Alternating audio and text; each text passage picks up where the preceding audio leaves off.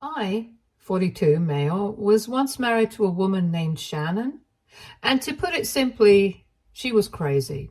She nearly destroyed my life and wrecked my reputation beyond repair. When I met her for the first time, my younger, more naive self thought Shannon was everything I ever wanted in a partner. We met on a blind date, set up by mutual friends, and I was hooked. There was just something about her presence, the way she spoke, how she carried herself, that pulled me in right from the start. However, as much as I was smitten with Shannon, it became clear early on that she didn't feel the same way about me. She was honest and upfront about her feelings, making it clear that she did not share the same romantic interest towards me. Though it stung, I respected her honesty. Over the months, even though Shannon wasn't interested in a romantic relationship with me, we continued to stay in touch. We moved in the same social circles and would occasionally see each other at gatherings or parties hosted by our friends. During these times, I made a conscious effort to keep things friendly between us. I treated her as I would any other acquaintance. Always polite, always respectful, but never wanting to make her feel uncomfortable or pressured. I understood where she stood, and I made sure to honor that. Once we were both at a party and Shannon had had a bit too much to drink, she was visibly intoxicated, and I could see that she needed help getting home. Without hesitation, I stepped in to assist her. I called a cab, helped her get inside safely, and made sure she was taken care of. She thanked me later for taking care of her in such a vulnerable state and not taking advantage of her. I think this might have been when she started to warm up to me a bit. After 2 months of staying friends, something unexpected happened that changed everything between us. I had an upcoming work party, and not really having a date, I casually asked our friend group if anyone would be interested in going with me. It wasn't a big deal, just an opportunity for some free food, drinks, and a bit of fun. I didn't want to be without a date for the evenings, since most of my coworkers were either married or had a partner. To my surprise, Shannon reached out to me and said she'd love to join. I was a bit taken aback, but happy to have her company. So we made plans for the night. When the night of the party arrived, I picked her up and we headed out together. From the start, things felt different. There was an ease between us, a comfort that hadn't been there before. She seemed more open around me. I did my best to keep things light and respectful, avoiding any flirtation since I was still mindful of her previous feelings. But despite my efforts, the night was filled with laughter and genuine enjoyment. Shannon seemed to be having a great time. She was laughing and giggling, and it felt like we were really connecting on a deeper level. As the night drew to a close and I drove her back home, Shannon invited me back to her place. I hesitated, not because I didn't want to, but because I wanted to be sure that whatever happens next between us was genuine and not just a spur-of-the-moment decision fueled by the atmosphere of the night. So I politely declined her invitation and left. The very next day, I received a text from Shannon. She told me that over the past few weeks, she had slowly started to fall for me, but was afraid to admit it. She said that my consistent kindness, the way I had always treated her with respect, and my gentlemanly behavior had made her see me in a different light. Shannon admitted that she regretted rejecting me after our first date, and that she wished she had given me a real chance to get to know me better back then. She asked if I could consider giving her another chance. now that she realized how she truly felt. It was a lot to take in since this was all so unexpected. Despite the months of just being friends, my feelings for Shannon had never really changed. So when she asked if I could give her another chance, I readily agreed, and that's how we ended up going out for another date. From that point on, things between us just fell into place. What started as an unexpected second chance turned into a more serious relationship. I fell head over heels for Shannon and would have given her the moon if I could. After dating for a year and a half, Shannon and I made the decision to move in together. At that point, we had already been spending most of our time at each other's places, and when both of our leases were up, we thought it made sense to find a place that we could truly call our own. However, the process of finding that place revealed some things about Shannon that I hadn't fully acknowledged before. From the very start, Shannon always had a tendency to be a bit showy, always gravitating towards the finer things in life, which is completely opposite of who I am, essentially. It wasn't something that I had minded too much before, but it became very apparent when we started apartment hunting. She had her heart set on high-end places, luxurious apartments, only that were honestly out of her budget. When I pointed this out to her, she argued how she expected me to cover 70% of the rent because I had a higher paying job anyways. Looking back now, I realized this should have been the first red flag for me, a sign that our financial expectations and priorities did not align. But at the time, I was deeply in love with Shannon and I wanted to make her happy, so I didn't push back. Once we found an apartment and finally moved in together, another issue surfaced. Shannon was very particular about how she wanted our new place to look. When I started bringing over my furniture, she immediately dismissed most of it, calling it tacky and cheap, and asked me to just throw them out. I do admit my furniture was more on the traditional vintage side, pieces I had collected over the years and had grown attached to. Shannon was insistent, and the more we discussed it, the more I realized that she wasn't going to compromise easily. In the end, I gave in just to keep the peace. We moved most of my furniture into my study room, or the storage, where she wouldn't have to see it every day. This made me realize that Shannon was extremely controlling in our relationship, something I had occasionally brushed off in the past. Despite some of her flaws, my ex-wife had a way of making people feel valued and cared for, and that included my parents. From the very beginning, Shannon went out of her way to build a strong relationship with them, and they absolutely adored her in return.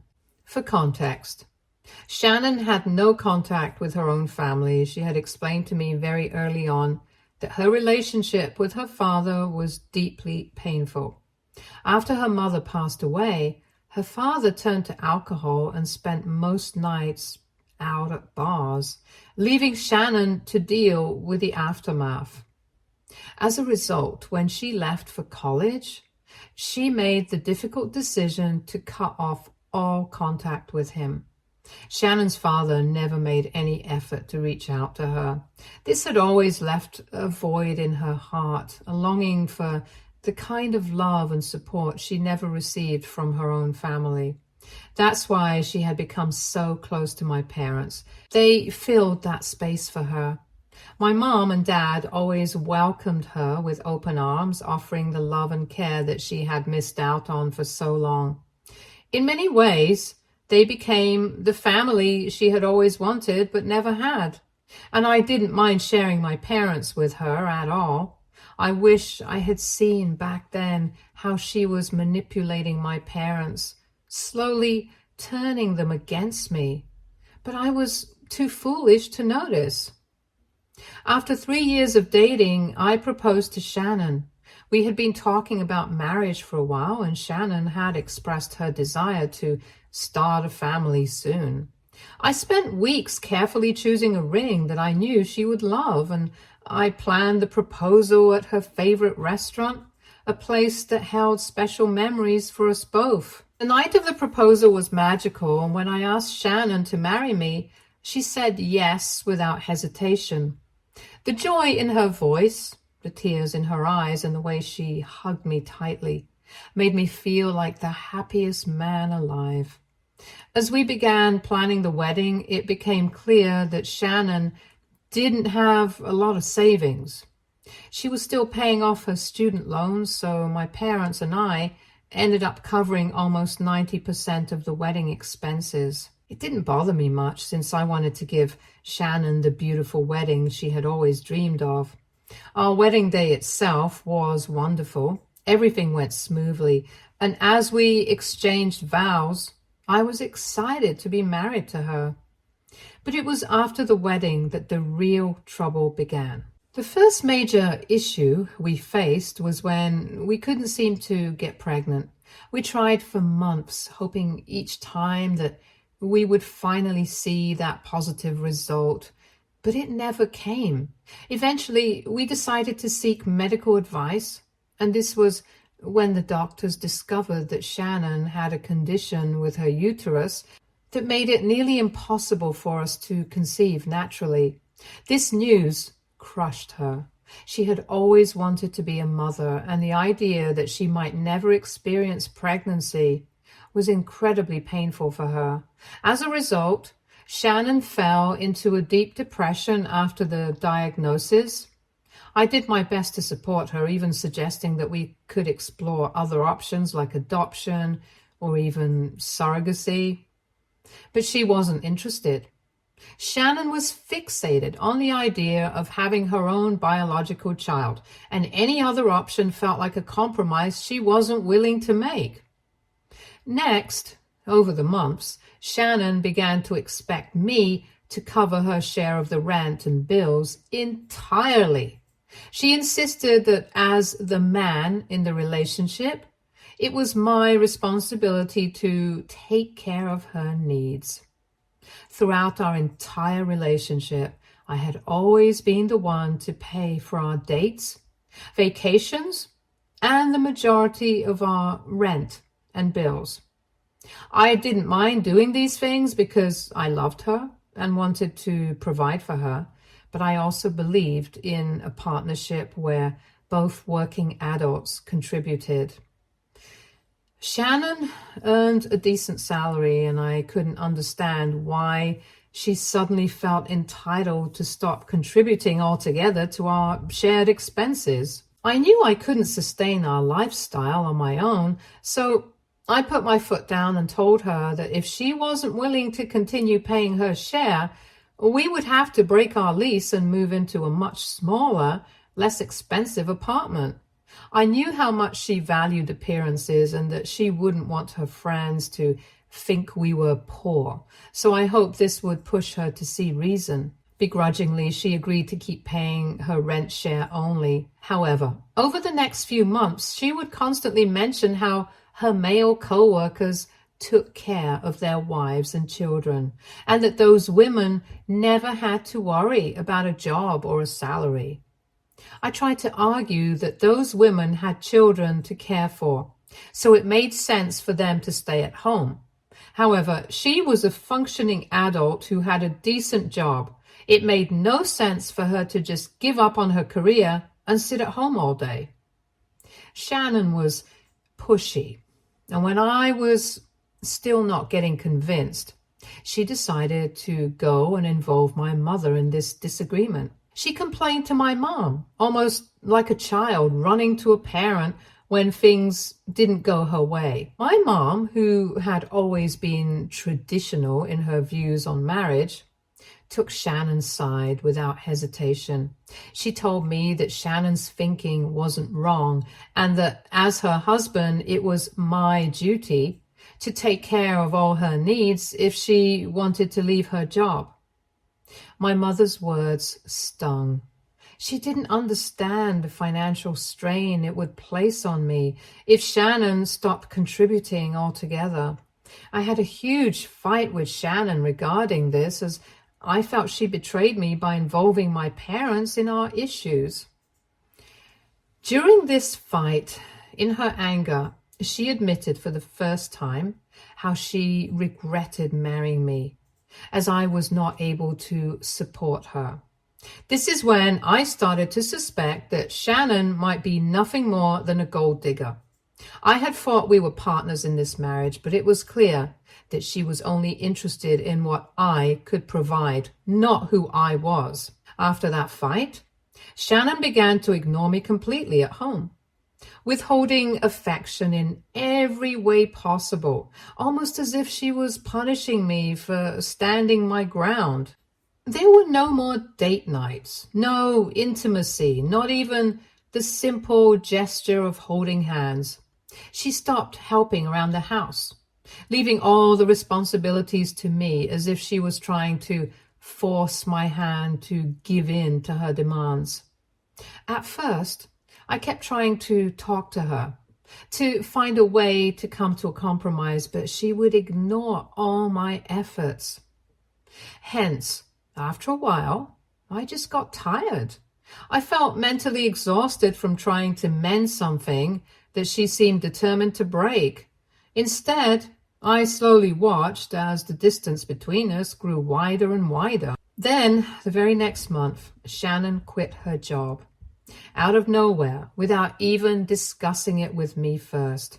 I was starting to get really frustrated with her antics and firmly warned her that if she didn't find a new job soon, I would move out because I couldn't sustain our lifestyle all alone.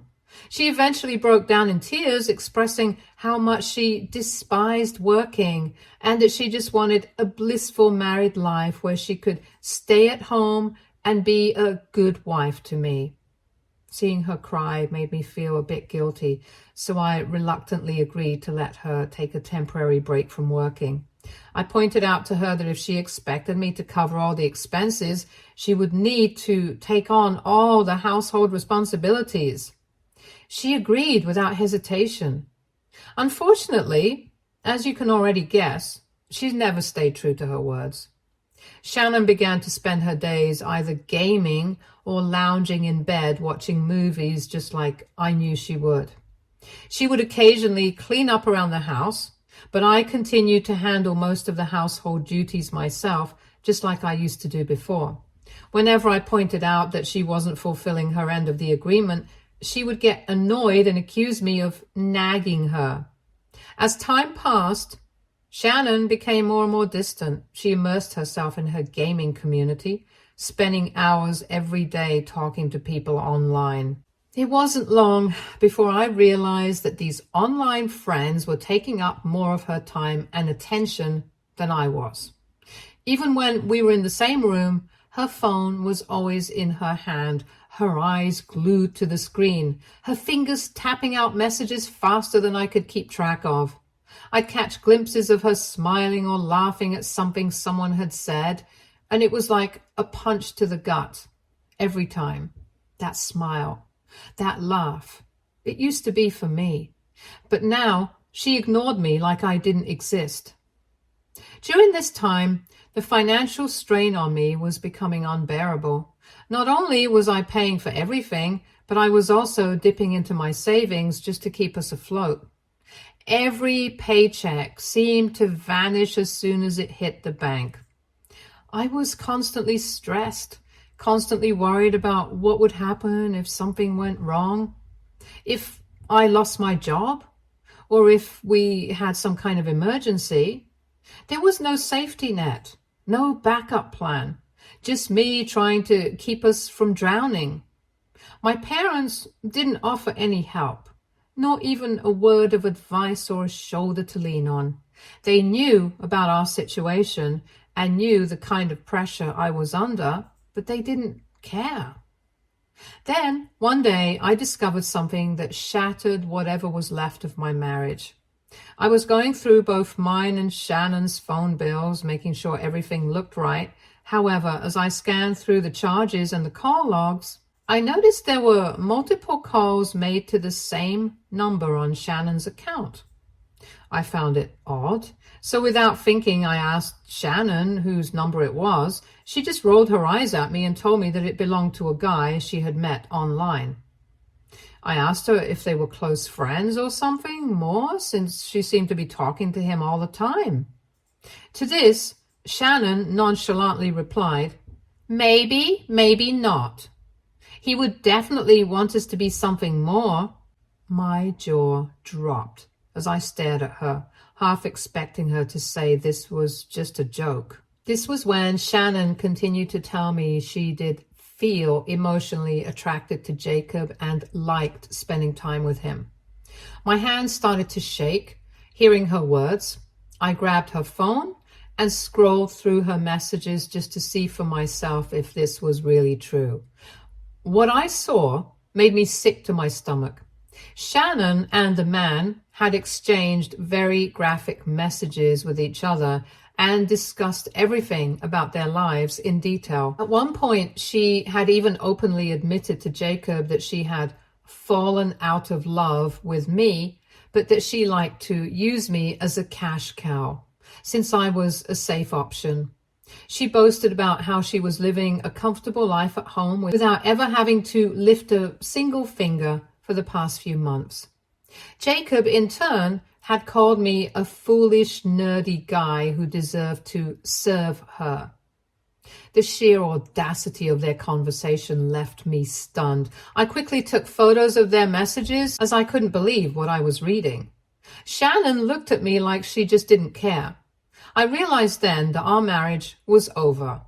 To her, I was nothing more than a means to an end, a tool to be used and discarded once I had outlived my usefulness. Although I was devastated, I knew what I had to do next. I told her that I was done living my life like this and that I was going to divorce her. She laughed at my face and told me that divorce was not an option, and had the audacity to suggest that we could open our marriage if that would make things easier for me to accept. I refused outright and demanded that she move out immediately since I was the one paying for everything. That's when her demeanor changed. Shannon wasn't going to just easily give up her grip on me. She had controlled and manipulated me for so long that she thought, even after finding out about her affair, I would foolishly forgive her and give in to her demands yet again. However, when I didn't, she started to yell at me that she was never going to go anywhere and threatened to involve my parents. She called them, crying and begging them for help as if I was wrong for asking her for a divorce. Instead of admitting that she had been cheating, she started to tell my parents that it was me who had been unfaithful, just like she had always suspected, apparently. She claimed that she had caught me cheating and that I was now trying to make things up about her life and kick her out of the house. She begged my parents to help her out. My foolish mother, in particular, was quick to believe her story. She called me in tears, furious, accusing me of breaking my vows and betraying my poor wife, who had been nothing but kind to me and my family. My dad also scolded me for letting down such a great woman like Shannon and how disappointed he was in me. I tried to argue that I had never even cheated on her, but they did not listen and continued to bash me. Confused, I asked them why they would believe her over their own son. And that's when I found out that for months, Sharon had been feeding my parents stories, claiming I'd been coming home late, that she had found a lipstick mark on my shirt, and that I constantly talked about one of my female co-workers, and that I was always distracted by my phone, texting with someone. I was stunned. by how far Shannon had gone, laying the groundwork for months to create this narrative. She had clearly planned ahead, knowing I would eventually discover her affair, and wanted my parents to take her side and isolate me. No matter how much I tried to explain to my parents I had been nothing but loyal, that Shannon was the one who had manipulated them and the entire situation, they refused to listen. I even sent them the proof I had of Shannon cheating on me, but my mom insisted that I was probably making all this up to cover my tracks, just like Shannon had warned them, while my dad blamed me for failing as a husband in my marriage. In their eyes, Shannon was the victim, and I was the villain no matter what. They just couldn't comprehend the idea that a woman, especially one like Shannon, could ever be unfaithful. Long story short, despite all of Shannon's manipulations and the chaos she caused, we did end up getting divorced. The process wasn't easy. Shannon fought me every step of the way, trying to twist the situation to her advantage, but thankfully, I had a solid lawyer who managed to gather all the evidence of her infidelity and present it in court. The judge saw the truth, and because of that, I didn't have to pay her a single cent in alimony. But even with the divorce finalized, the damage my ex-wife had caused in my life was far from over. Despite the fact that the court had acknowledged Shannon's affair, and it was crystal clear Shannon had been the one to betray our marriage, my parents still clung to her version of the events. It was like they were living in a completely different reality. They started to insist after the divorce that I must have done something to push Shannon into the arms of another man, and that there had to be more to the story. As a result, my relationship with my parents suffered. We grew further and further apart. Every conversation with them turned into an argument. Every family gathering was a reminder that they didn't believe in me. They basically shunned me out of the family, and I felt incredibly isolated after the divorce. Throughout all of this, Shannon continued to stay in touch with my parents even after our divorce was finalized. That vile woman continued to use my parents to keep a foothold in my life. Just 3 months after our divorce, Shannon had no hesitation in announcing her engagement and upcoming wedding to the same man she had cheated on me with. I was floored by how cruel she could be. However, what hurt even more was learning that my mother had decided to attend her wedding despite knowing everything.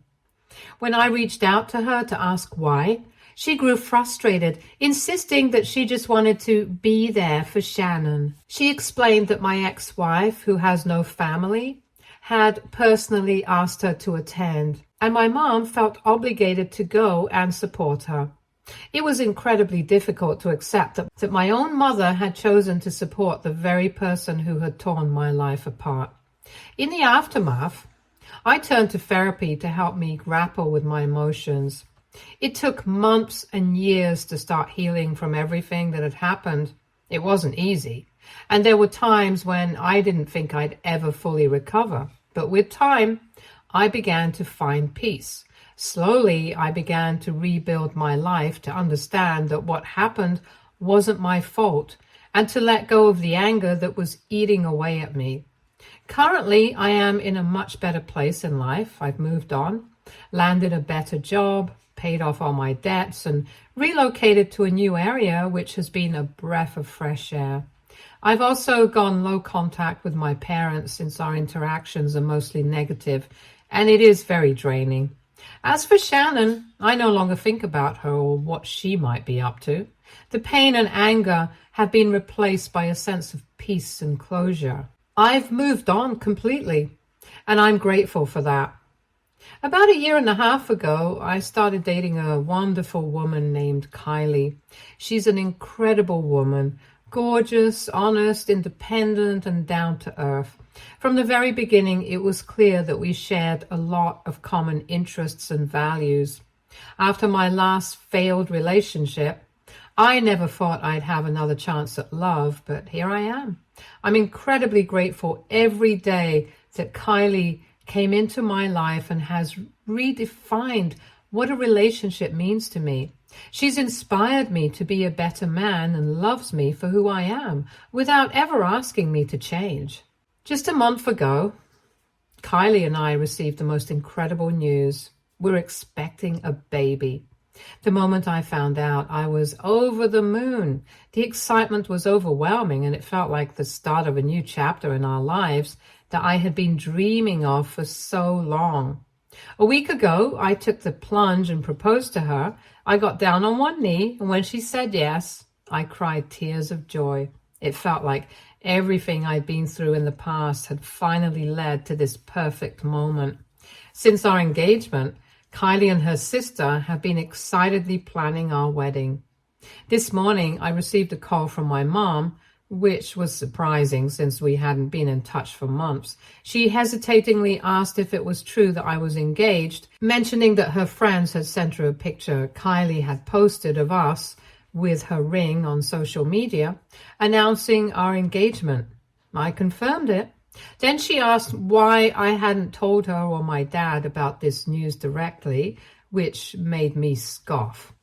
I told her bluntly that given how our relationship had deteriorated over the years, I didn't feel compelled to include them in my life's significant moments anymore. My honesty seemed to upset her. She asked if they would be at least invited to the wedding, since people might talk if they weren't present.